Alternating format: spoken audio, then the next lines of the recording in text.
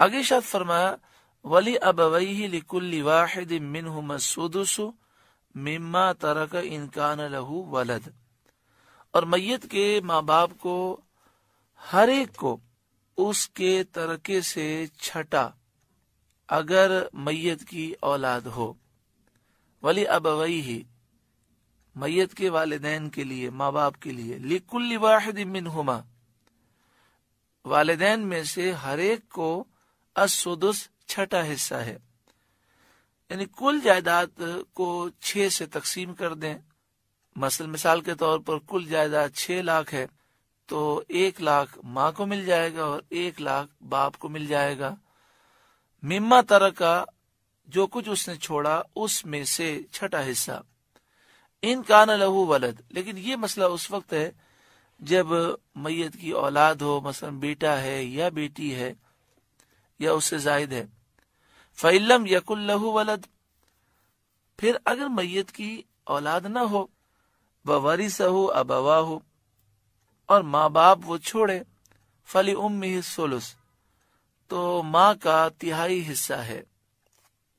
اسی مسئلہ یاد رکھیں کہ اگر مرنے والے کی بیوہ بھی ہو، یعنی مرد کا انتقال ہو جائے اور اس کی بیوہ بھی ہو، تو پہلے بیوہ کو حصہ دیا جائے گا اور پھر جو بچ جائے گا اس میں سے تہائی حصہ ماں کو دیا جائے گا، اور پھر تہائی حصہ دینے کے بعد جو بچ جائے گا وہ والد کو دیا جائے گا. اسی طرح اگر عورت کا انتقال ہوتا ہے اور اس کا شوہر بھی ہے لیکن اولاد نہیں ہے اور ماں باپ بھی ہیں، تو سب سے پہلے ہم حصہ نکالیں گے شوہر کا، اور پھر جو جائیداد بچ جائے گی اس کا تہائی ماں کو دیں گے اور باقی جو ہے وہ باپ کو دے دیں گے. تہائی کا مطلب یہ ہے کہ کل جائیداد کو 3 سے تقسیم کیا جائے، یعنی 33%.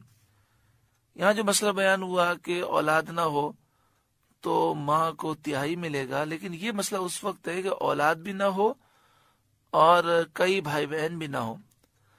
اگر کئی بھائی بہن ہوں تو پھر ماں کو تہائی نہیں بلکہ چھٹا حصہ ملے گا. فَإِن كَانَ لَهُ إِخْوَةٌ، پھر اگر اس کے کئی بھائی بہن ہو، فَلِأُمِّهِ السُّدُسُ، تو پھر ماں کو چھٹا حصہ ملے گا.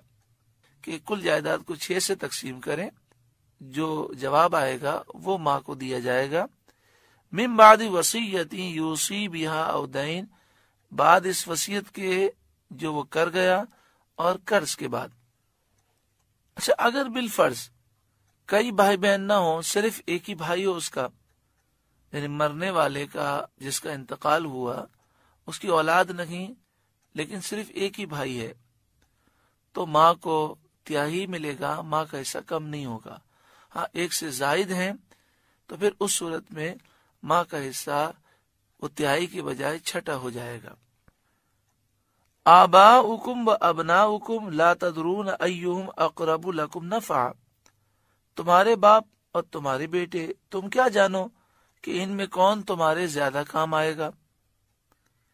اس لیے حصوں کی تقسیم تمہاری رائے پر نہیں چھوڑی گئی، خود اللہ تعالی نے حصہ مقرر فرمایا، لہذا جو حصہ مقرر ہے وہ اسی طرح تقسیم کرو.